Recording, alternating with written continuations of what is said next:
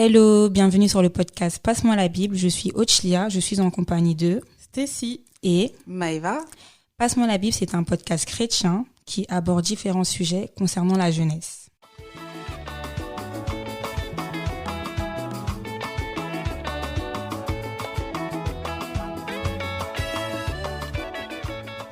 Bonsoir, je suis Ochlia et aujourd'hui je suis en compagnie de Maëva et Nora. Ok, alors Nora va nous raconter son témoignage. Alors, Nora, pour commencer, est-ce que tu peux te présenter? Écoutez, moi je m'appelle Nora et je suis un frère de l'Assemblée de Gennevilliers. Et que je me rassemble avec les sœurs, justement Maëva et Otilia. Et cela fait déjà un an, c'est ça? Ouais, Je ne me trompe pas. Voilà, j'ai jamais eu l'occasion de témoigner de ma vie auprès de mes frères et de mes sœurs. Mais aujourd'hui, mes sœurs, par cette belle initiative, m'ont donné l'occasion de témoigner.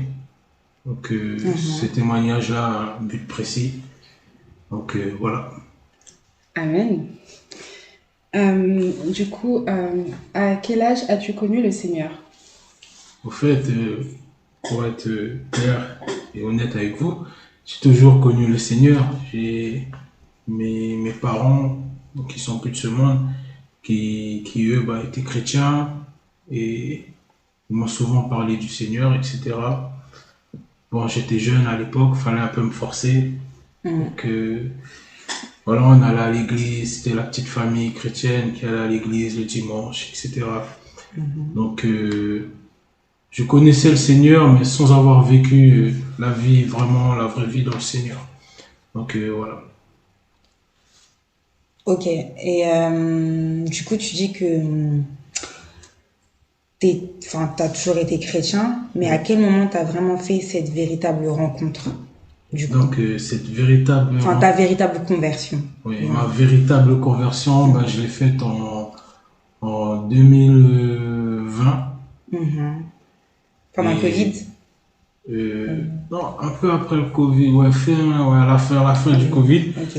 2020-2021, entre les deux, et c'est à ce moment-là.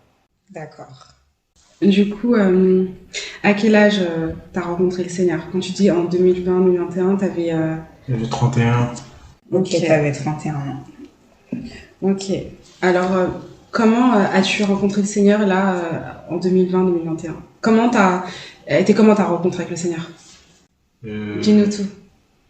Comment ma rencontre avec le Seigneur? Au départ, en fait, l'année 2020, il m'est arrivé des mauvaises aventures, des choses qui m'ont fait du mal. Qui t'ont marqué? Qui m'ont marqué exactement, comme un accident de voiture qui aurait pu être mortel. Donc ça a commencé comme ça. J'ai eu cet accident-là et miraculeusement j'ai survécu. Donc ça m'a fait réfléchir, mais je me suis pas converti. Mais ça m'a juste fait réfléchir. Ça a été une prise de conscience, première prise de conscience. Ça a été une première prise de conscience. Ok. Et après ça, quelques mois après, il m'est arrivé d'autres problèmes. Bon, des petits problèmes au travail. Et puis ça faisait beaucoup, ça commençait à s'accumuler. J'étais un peu, pas dans la dépression, mais j'étais pas bien. Donc du coup, je me suis mis à prier un peu, dire au Seigneur, voilà, si t'es là, si tu m'écoutes, aide-moi. Donc ça a été au mois de mars, un truc comme ça. J'ai pas eu de réponse sur le coup. Après, je me suis dit, c'est pas grave, j'ai continué ma vie. Et c'est en fin d'année, au mois de décembre, que j'ai écouté le témoignage d'une fille de mon pays, en Haïti, qui avait connu une mésaventure, malheureusement pour elle, qui avait été, kidnappée, torturée, etc. Et elle expliquait sa vie, elle témoignait de sa vie, disait comme quoi elle n'a pas grandi avec ses parents. Donc du coup, je me suis reconnu un peu en elle, et qu'elle n'avait pas grandi avec ses parents, et que les gens abusaient d'elle, ils étaient très méchants avec elle. Et du coup, ça m'a touché le cœur, quoi. J'étais vraiment touché par ce témoignage-là. À partir de ce moment-là, ben, j'ai demandé au Seigneur, qu'est-ce qui se passe? Pourquoi les hommes ont atteint un si haut niveau de méchanceté? Donc du coup, je sais pas, instinctivement, je sais pas comment c'est passé. Je me suis mis à lire la Bible pour comprendre. Je sais pas, comme si on me parlait, on me disait, lis la Bible, tu comprendras Tu beaucoup sentais plus. un appel. Voilà, exactement. Et c'est à ce moment-là, j'ai commencé à lire la Bible, jour et nuit, au travail, au lieu de travailler, ben, je faisais que ça, le week-end, je faisais que ça. Et là, j'ai commencé un peu à apprendre, à comprendre ce qu'était l'humanité, ce que les hommes, pourquoi ils étaient comme ça, les sentiments, les émotions chez les hommes, pourquoi est-ce qu'ils pouvaient être jaloux, pourquoi est-ce qu'ils pouvaient être méchants, impudiques, ou etc. Donc c'est à ce moment-là que j'ai commencé à comprendre beaucoup de choses. Et c'est à ce moment-là aussi que j'ai été touché réellement par le Seigneur, quoi. Ok, c'est beau. C'est vraiment beau. Alors, du coup, est-ce que tu pourrais nous partager le plus beau moment que tu aies vécu avec le Seigneur depuis que le Seigneur t'a touché? Et pourquoi? Ou l'un des plus beaux moments. L'un des plus beaux moments, c'est le plus beau moment. Le plus beau moment, le moment que je me rappelle tous les jours et tout le temps, et tous les jours, on va dire, bah, c'est quand il m'a touché, hein. C'est quand c'était violent, c'était inexplicable, j'étais tout seul, j'avais personne pour m'expliquer, il m'arrivait des choses, je dis waouh, qu'est-ce qui se passe? Et franchement, ce moment où tu découvres que le Seigneur, c'est réel, je crois que c'est là le plus beau moment. Ouais. C'était là pour moi, perso. Ok. Ça n'a pas été, ça n'a pas été quelque chose de palpable, de physique, mais ça a été vraiment intérieur. C'était intérieurement. Ouais, j'ai senti un grand changement. Au niveau du cœur, en fait. Au niveau du cœur, j'ai senti un grand changement.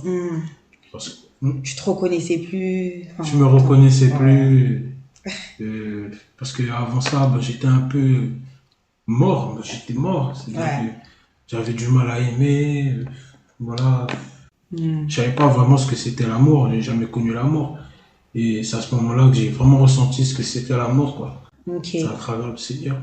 Quand tu dis que tu n'avais jamais ressenti l'amour, dans le sens où tu as perdu tes parents. J'ai pas baigné dans cet amour-là. L'éducation, en fait. L'éducation, quelqu'un te dit, ouais, je t'aime. Je t'aime, tout ça. Ça, je connaissais pas ça. Tu as perdu tes parents très tôt? Très tôt. Très tôt. Ok. Donc, voilà. Et du coup, est-ce que quand le Seigneur s'est révélé à toi, il s'est révélé comme un père? Comme un père, ouais. Comme un père, comme une mère, comme tout. Ouais, je vois tes yeux brillent là. Exactement. Amen. Et du coup, est-ce que dans ta marche, il y a eu un événement, quelque chose qui s'est passé, qui a été pour toi le plus difficile que tu aies eu à traverser dans le Seigneur? Si oui, quel enseignement t'en as tiré? Le plus difficile, ça a été de me séparer de mes amis. Parce que c'était des amis c'était comme une famille de substitution, quoi. C'était comme une famille. Ils étaient païens, ils sont païens, tu vois. Ils n'ont pas une vie correcte, mais voilà, faut être honnête, ils ont été là dans les moments difficiles. Quand j'avais pas de travail, ils m'ont aidé. Quand j'avais passé, beaucoup m'ont aidé. Et c'était de me séparer d'eux, quoi. Et après, je regrette pas, parce que sinon, voilà, je serais aujourd'hui, mais ça a été triste. Mais en même temps, ça a été la chose à faire, quoi. Ok. Parce que c'était des mauvaises fréquentations en soi? En fait, c'était une équipe de fêtards. C'était une équipe de... Voilà, on va pas dire que c'est pas des bandits, non, mais c'était pas des gens... voilà, quand tu es dans le Seigneur, voilà, il y a des fréquentations que tu peux plus avoir. C'est ça. Donc, voilà. Ok. Et aujourd'hui, tu marches seul, du coup? Ouais, tout seul, ouais. Tout seul. Mais t'as des frères et sœurs, donc... ouais, j'ai mon frère qui est en Guyane et ma soeur qui est ici. Ouais. Enfin, des frères dans la foi. Ah oui, excuse-moi, oui, des frères et sœurs dans la foi, exactement. Ouais, ça comble quelque part. Exactement, ouais. Ok. Et du coup, quel enseignement tu en tires De, du fait que tu n'es plus que tu as dû te séparer en fait? Est-ce que tu as compris pourquoi le Seigneur avait permis ça? oui, parce que ça Ok. m'éloigne vraiment de lui. Hmm. Parce que j'ai toujours tenté des petites approches pour m'approcher Ouais. du Seigneur toute ma vie, tout le long de ma vie. Hmm. Et de l'autre côté, les gens ils me tiraient vers Ouais, le c'est bas, tu ça. vois. Hmm. Du coup, voilà. Ok. Et j'ai une autre question comme ça qui me vient. Est-ce qu'ils ont compris ton choix? Est-ce qu'ils ont compris pourquoi tu t'étais Euh, séparé d'eux? Et ouais, est-ce qu'ils l'ont accepté? certains ont accepté, Hmm.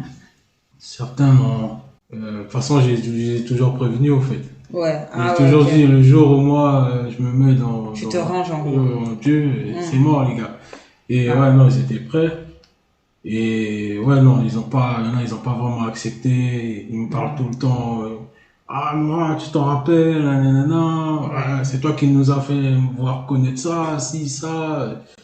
Il y en a, ça se voit qu'ils sont tristes, quoi. Hmm. Mais c'est comme ça. C'est ça. C'est comme ça. Et toi, t'as essayé de leur parler du Seigneur en retour ou Oui, j'essaie de leur incertain? parler du Seigneur. Ok. Tu connais, on Sans t'écoute. plus, hein. On Ouais. t'écoute après. Ouais, Voilà, quoi. voilà. Donc du coup, par rapport à la séparation, le Seigneur t'a demandé, parce que finalement tu disais que c'était le Seigneur qui a permis cette séparation, tu t'es rendu compte que il a fallu en fait passer par là pour pouvoir véritablement suivre le Seigneur, parce que tu disais que tout au long de ta vie, tu as voulu t'approcher du Seigneur, mais l'entourage faisait que finalement, tu avais du mal à prendre cette décision.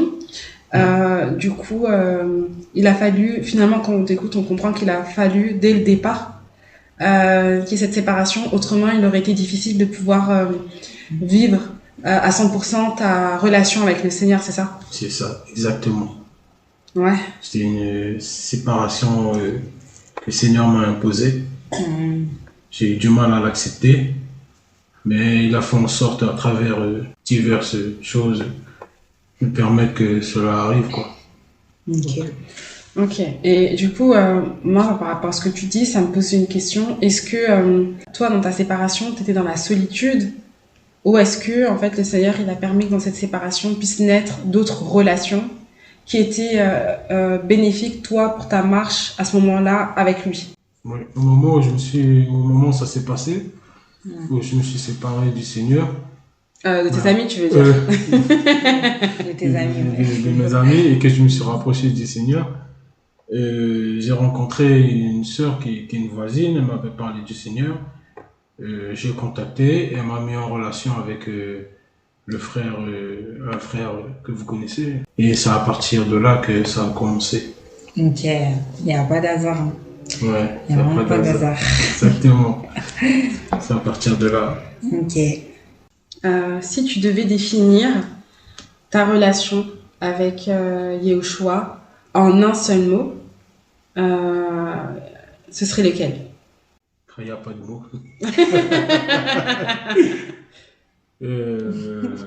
Comment dire? Waouh! Waouh. Juste Ouais, wow. Ouais. ouais. J'ai pas de mots, en fait. Et c'est bien, comment dire, avec le Seigneur, non, c'est top. Il est fidèle, il est toujours là. Amen. En fait, non, il n'y a pas de mots. Il n'y a pas de mots. Ouais. Voilà. Peut-être que peut-être ça viendra au fil de la conversation. Ouais. Ouais. Mais pour l'instant, non, j'ai pas de mots. Ok. Ok. Ok. Est-ce que tu as un message à adresser à la jeunesse par rapport toi, à ce que tu as vécu, ce que tu vois aujourd'hui, ce que les jeunes chrétiens peuvent vivre? Est-ce que tu as il y a quelque chose que tu voudrais leur partager, quelque chose que tu voudrais leur dire là comme ça?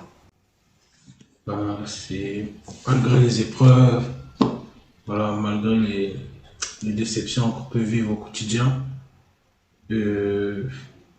malgré aussi la solitude, le rejet qu'on peut vivre aussi à travers les gens qui nous entourent. En tant que chrétien, faut pas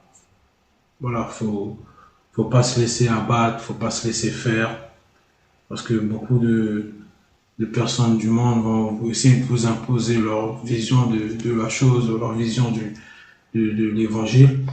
Mais il faut rester ferme. Parfois, il faut s'imposer. Comme au travail, faut leur dire, oh, moi, je suis chrétien, ce que tu montres là, c'est pas pour moi, non merci. Faut pas avoir honte, faut pas avoir peur. Et quand on leur dit ça, ben, ils te regardent au final, et après ils comprennent et ils essayent de faire comme toi. Donc au final, c'est toi le gagnant. Donc voilà, rester ferme. Et être exemplaire. Être exemplaire surtout. Ok. Amen. Amen. Merci Nora. Mais de rien. Merci de nous avoir donné ton témoignage. De rien. C'est moi qui vous remercie.